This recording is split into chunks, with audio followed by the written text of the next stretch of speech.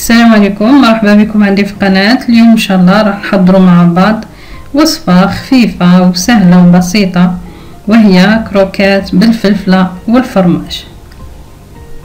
المقادير اللي نحتاجها لهذه الوصفة وتكون حسب عدد الأفراد: 2 حبات فلفلة حمراء مقطعة، 100 غرام جبن أبيض، معدنوس، الملح اختياري لأن الجبن مالح، ثوم مبشور، 2 ملاعق أكل زيت، 2 حبات بيض، شابلير وزيت للقلي. طريقة: نبدأ على بركة الله.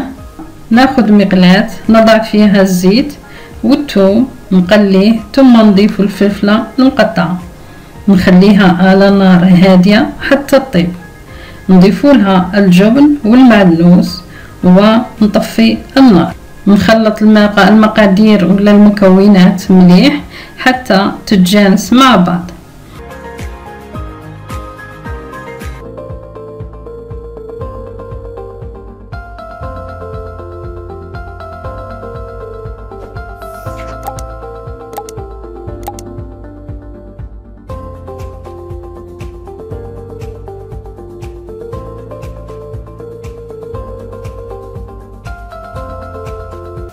لما تجانس المكونات مع بعض نوضعها في صحن ونخليها تبرد.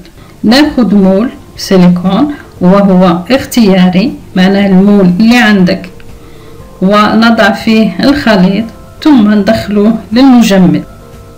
بعد ما تجمد الفلفلة نخرجها ونغطسها في البيض ثم لا شابلير. العملية هذه نكررها مرتين.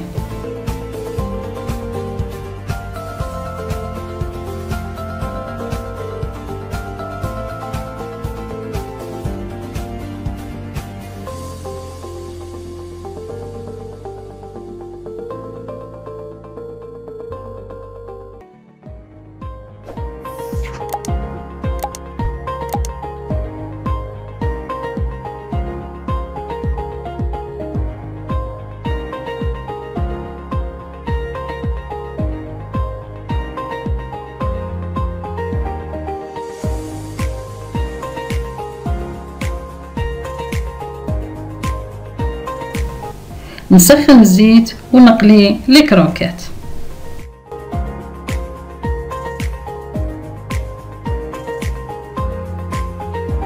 هذه هي الوصفة نتاع اليوم، كروكات بالفلفلة والجبن. وصفة سهلة بسيطة واقتصادية. نتمنى انكم تستفادوا من الوصفة والفيديو، وفي الاخير نقول لكم مع السلامة في وصفة جديدة، فيديو جديد ان شاء الله.